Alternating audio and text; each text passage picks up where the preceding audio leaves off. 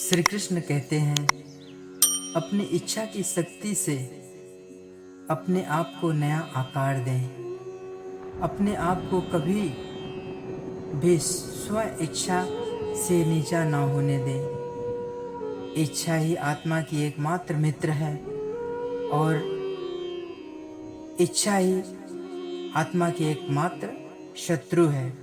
जिन्होंने खुद को जीत लिया है उनके लिए इच्छा एक मित्र है, लेकिन यह उन लोगों का दुश्मन है जिन्होंने अपने भीतर आत्मा को नहीं पाया।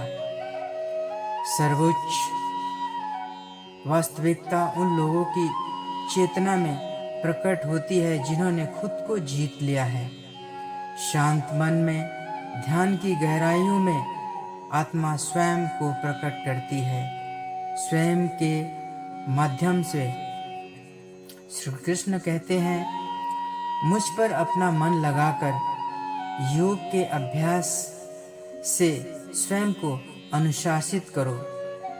मैं उन लोगों के लिए हमेशा मौजूद हूँ जिन्होंने मुझे हर प्राणी में महसूस किया है। व्यक्ति जो चाहे बन सकता है यदि वह विश्वास के साथ इच्छित वस्तु पर लगातार चिंतन करे। मन बहुत चंचल होता है जो इंसान के दिल में उथल पुथल कर देता है। जैसे वे मेरे पास आते हैं वैसे ही मैं उन्हें ग्रहण करता हूँ। सभी पथ पार्थ मानव को मेरी ओर ले आते हैं। इंद्रियों से मिलने वाला सुख पहले तो अमृत जैसा लगता है, लेकिन अंत में यह विष के समान कड़वा होता है। जब ध्यान में महारत हासिल हो जाती है तो मन हवा रहित स्थान में दीपक की लौ की तरह अडिग रहता है। श्री कृष्ण कहते हैं, हे अर्जुन, तीनों लोकों में मेरे पाने के लिए कुछ भी नहीं है और ना ही कुछ ऐसा है जो मेरे पास नहीं है।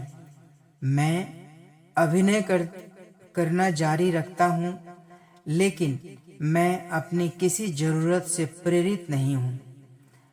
कर्म मुझ पर इसलिए नहीं टिकते क्योंकि मैं उनके परिणामों से जुड़ा नहीं हूँ। जो लोग इसे समझते हैं और इसका अभ्यास करते हैं वे स्वतंत्रता में रहते हैं। ज्ञान की भेंट किसी भी भौतिक भेंट से बेहतर है क्योंकि सब कर्मों का लक्ष्य आत्मिक बुद्धि है। जैसे आग की गर्मी लकड़ी को राख कर देती है, वैसे ही ज्ञान की आग सभी कर्मों को भस्म कर देती है। अपना काम हमेशा दूसरों के कल्याण को ध्यान में रखकर करो। अप्राकृतिक कर्म बहुत तनाव पैदा करता है। हर व्यक्ति का विश्वास उसकी प्रकृति के अनुसार होता है।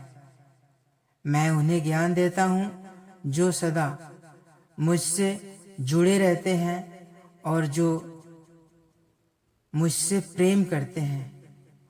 श्री कृष्ण कहते हैं, मेरी कृपा कर्तव्यों का निर्वाह करते हुए बस मेरे शरण में आकर अनंत अविनाशी निवास को प्राप्त करता है।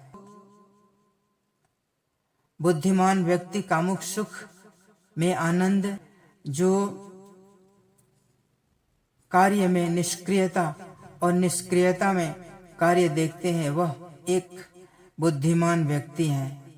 मैं धरती की मधुर सुगंध हूँ, मैं अग्नि की उष्मा हूँ, मैं ही सभी जीवित प्राणियों का जीवन भी, और मैं ही सन्यासियों का आत्मसंयम हूँ।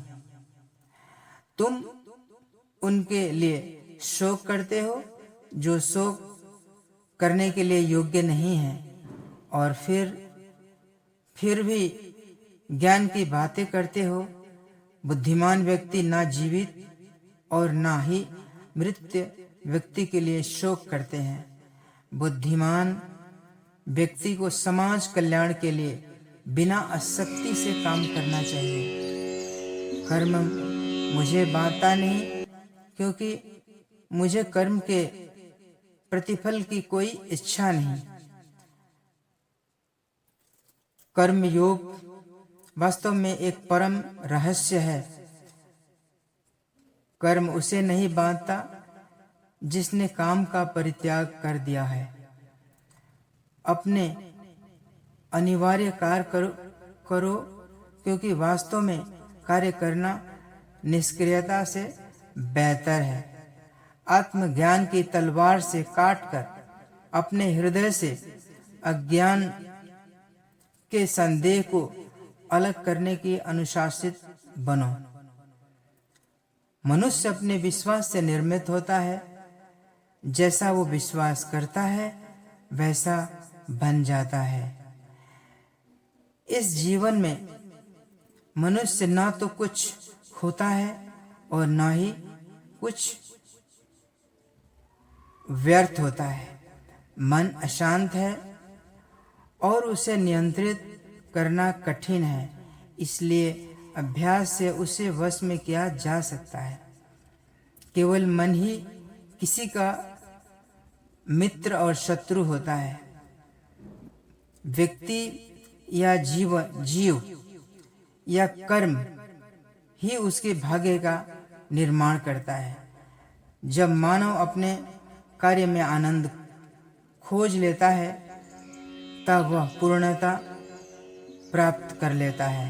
अहंकार करने पर इंसान की प्रतिष्ठा, वंश, वैभव तीनों समाप्त हो जाते हैं। जीवन में कभी भी किसी से अपनी तुलना मत कीजिए। आप जैसे हैं सर्वश्रेष्ठ हैं। बुरे कर्म करने नहीं पड़ते हैं, हो जाते हैं, और अच्छे कर्म होते नहीं, करने पड़ते हैं। श्री कृष्ण कहते हैं, जो अपने मन पर नियंत्रण नहीं रखता वह स्वयं का सने सने शत्रु बन जाता है। बुद्धिमान व्यक्ति को समाज कल्याण के लिए बिना आसक्ति से काम करना चाहिए।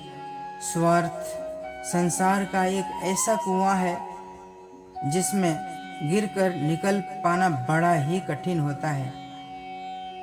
सेहत के लिए योग्य और किसी की जरूरत पर सहयोग दोनों से ही जीवन बदलता है।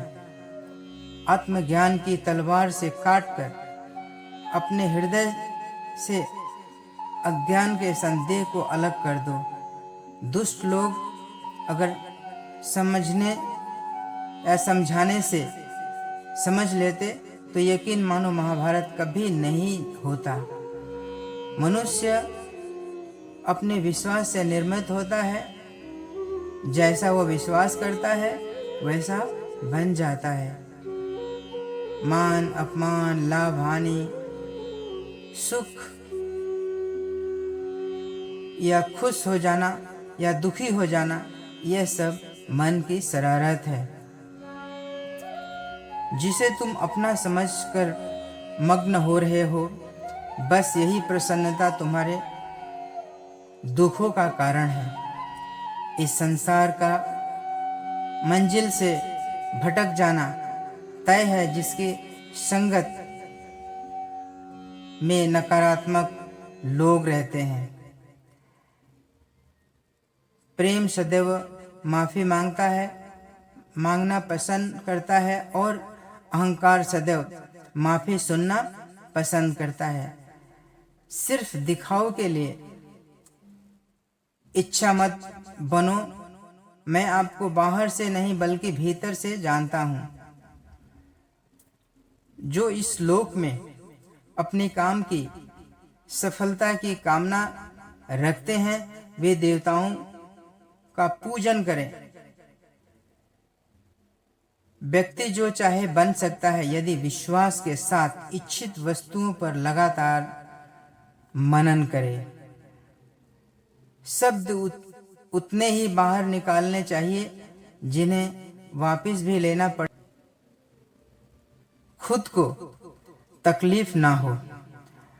परायों को अपना बनाना उतना मुश्किल नहीं जितना अपनों को अपना बनाए रखना मुश्किल होता है। इंसान की सोच ही उसकी सबसे बड़ी पहचान है, वरना दुनिया में एकमात्र नाम के अनेकों इंसान हैं। बहुत विनम्रता चाहिए रिश्तों को निभाने के लिए। छल कपट से तो सिर्फ महाभारत ही रची जाती है। यदि आप किसी के साथ मित्रता नहीं कर सकते हैं तो उसके साथ शत्रुता भी नहीं करना चाहिए। नरक के 3 द्वार वासना, क्रोध और लालच है। क्रोध से भ्रम पैदा होता है, भ्रम से बुद्धि व्यग्र होती है। जब बुद्धि व्यग्र होती है तब तर्क नष्ट हो जाता है। जब तर्क नष्ट हो जाता है तब व्यक्ति का पतन हो जाता है। श्री कृष्ण कहते हैं, सदैव संदेह करने वाले व्यक्ति के लिए प्रसन्नता ना इस लोक में है ना कहीं और। मन की गतिविधियों, होश, श्वास और भावनाओं के माध्यम से भगवान की शक्ति सदा तुम्हारे साथ है और लगातार तुम्हें बस एक साधन की तरह प्रयोग करके सभी कार्य कर रही हैं। ज्ञानी व्यक्ति का ज्ञान और कर्म को एक रूप में देखता है, वही सही मायने में देखता है। प्रबुद्ध व्यक्ति के लिए गंदगी का ढेर, पत्थर और सोना सभी एक समान है। निर्माण केवल पहले से मौजूद चीजों का प्रक्षेपण है जो वास्तविक नहीं है, ना कभी था ना कभी होगा। जो वास्तविक है वो हमेशा था और उसे कभी नष्ट नहीं किया जा सकता। श्री कृष्ण कहते हैं, जन्म लेने वाले के लिए मृत्यु उतनी ही निश्चित है जितना कि मृत होने वाले के लिए जन्म लेना। इसलिए जो अपरिहार्य है उस पर शोक मत करो। जो मन को नियंत्रित नहीं करते उनके लिए वह शत्रु के समान कार्य करता है। मनुष्य का जीवन केवल उसके कर्मों पर चलता है। जैसा कर्म होता है वैसा उसका जीवन होता है। मन अशांत हो तो उसे नियंत्रित करना कठिन है, लेकिन अभ्यास से इसे वश में किया जा सकता है। दिव्यता केवल शक्तिशाली होने से नहीं, बल्कि वास्तविक दिव्यता दूसरों में शक्ति जागृत करने में है। मन की गतिविधियां, होश, श्वास और भावनाओं के माध्यम से भगवान की शक्ति सदा तुम्हारे साथ है। जीवन में वाणी को संयम रखना अनिवार्य है, क्योंकि वाणी से दिए हुए घाव कभी भरे नहीं जा सकते। जब हम स्वयं जीवन के शिल्पकार हैं तो चलो हम अपनी मुश्किलों को हराते हैं, जीवन में मुस्कुराते हैं। एक बार माफ करके अच्छे बन जाओ, पर दोबारा उसी इंसान पर भरोसा करके बेवकूफ कभी ना बनो। न हार चाहिए ना जीत चाहिए। जीवन में अच्छी सफलता के लिए परिवार और कुछ मित्र का साथ चाहिए। रिश्तों को निभाने के लिए वक्त निकालिए। कहीं ऐसा ना हो जब आपके पास वक्त हो तो रिश्ता ना बचे। वह जो इस ज्ञान में विश्वास नहीं करते मुझे प्राप्त किए बिना जन्म और मृत्यु के चक्र का अनुगमन करते हैं। लोग आपके अपमान के बारे में हमेशा बात करेंगे। सम्मानित व्यक्ति के लिए अपमान मृत्यु से भी बदतर है। जो दूसरे की तकलीफों को समझते हैं, जिनमें दया है, दिल से अच्छे हैं, उन्हें दोबारा जन्म नहीं लेना पड़ता, जीवन सफल हो जाता है। वह जो सभी इच्छाएं त्याग देता है और मेरा लालसा तथा भावना से मुक्त हो जाता है, उसे शांति प्राप्त होती है। हमेशा छोटी छोटी गलतियों से बचने की कोशिश किया करो, क्योंकि इंसान पहाड़ों से नहीं पत्थरों से ठोकर खाता है।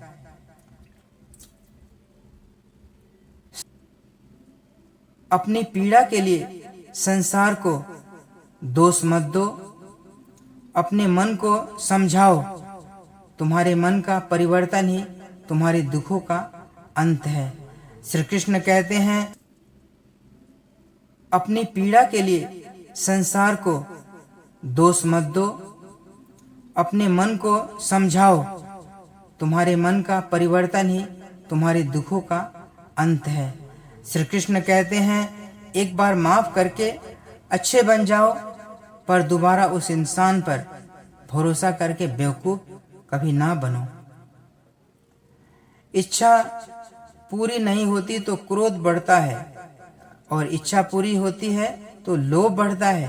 इसलिए जीवन की हर स्थिति में धैर्य बनाए रखना। अगर तुम अपना कल्याण चाहते हो तो सभी उपदेशों, सभी धर्मों को छोड़कर मेरे शरण में आ जाओ, मैं तुम्हें मुक्ति प्रदान करूंगा। श्री कृष्ण कहते हैं, जो हुआ अच्छा हुआ, जो होगा अच्छा होगा। स्वयं को मुझ पर छोड़ दो, अपने कर्म पर ध्यान दो। कर्म ऐसा हो जो स्वार्थ रहित, पाप रहित हो।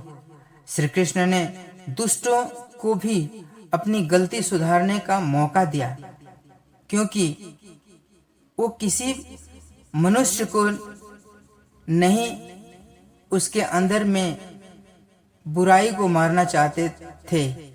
श्री कृष्ण कहते हैं, संदेह की स्याही से संबंध के पृष्ठ पर कभी शुभ अंकित नहीं होता।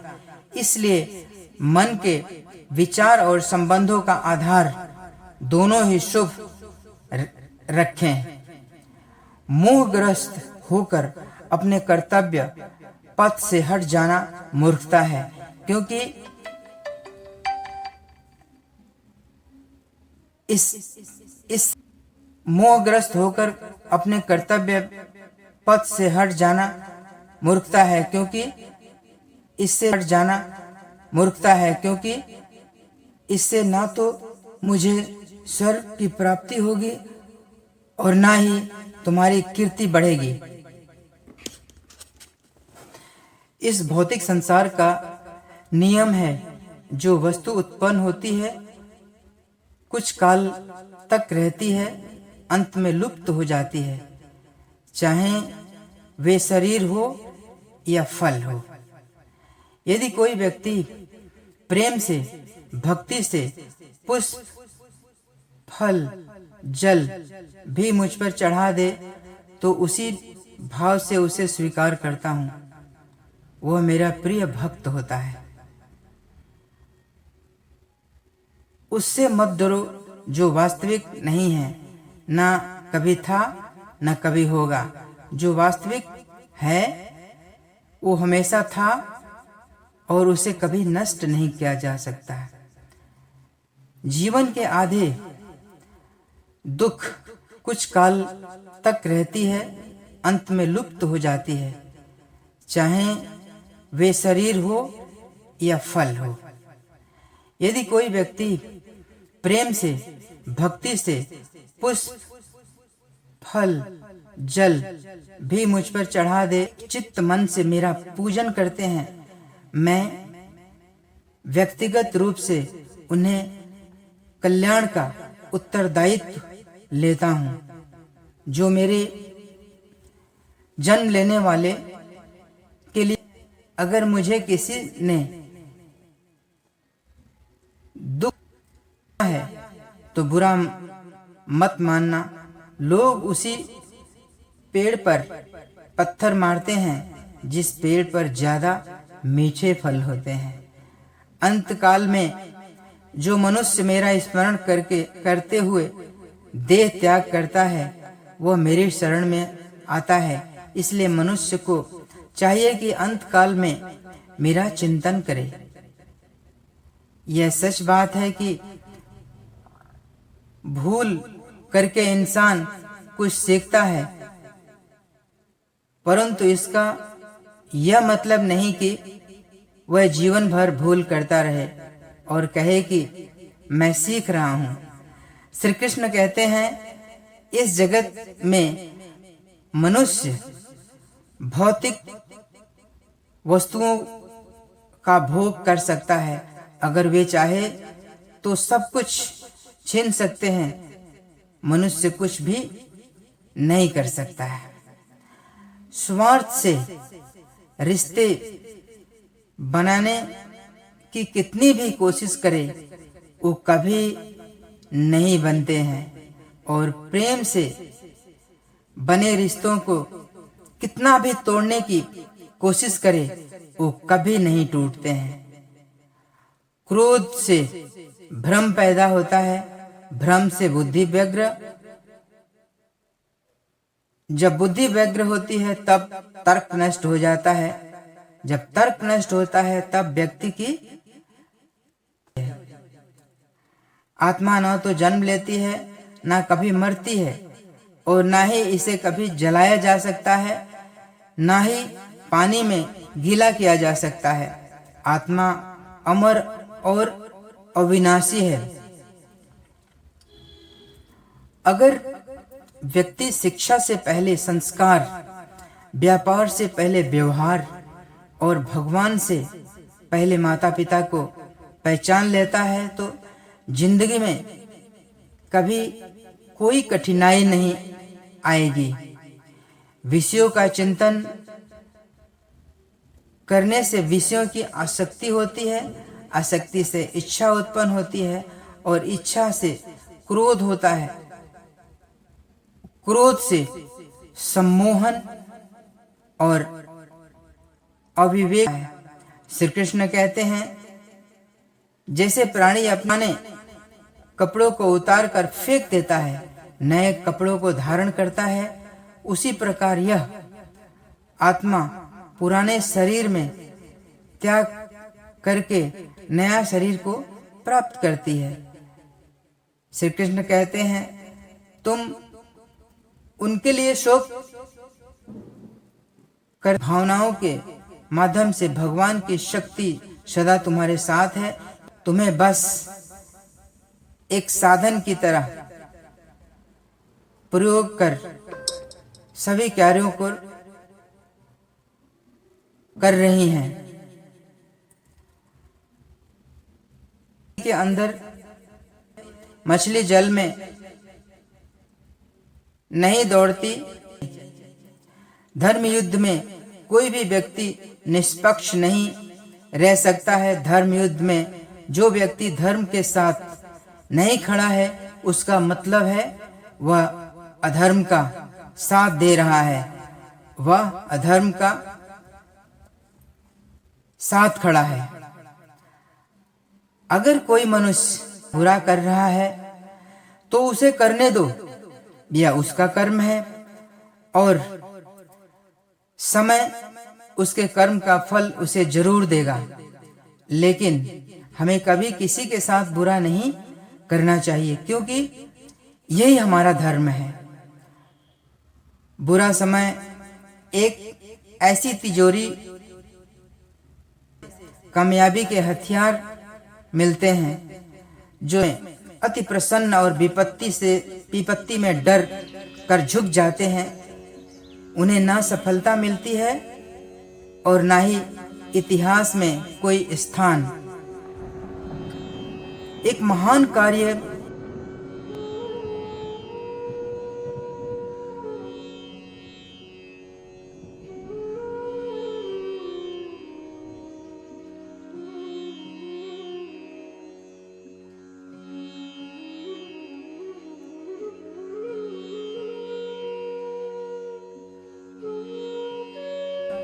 लगन और कुशल पूर्वक काम करने पर भी भले ही उसे तुरंत पहचान ना मिले, अंततः सफल जरूर होता है।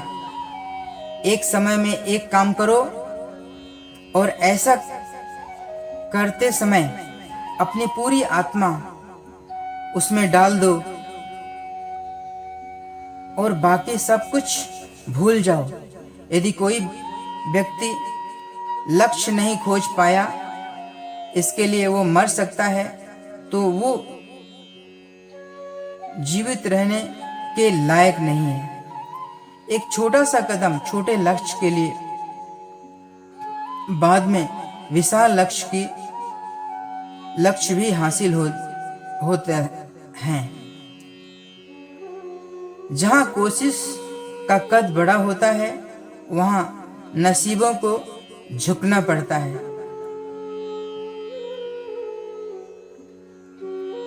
अगर श्री कृष्ण का संदेश आपको अच्छा लगा है,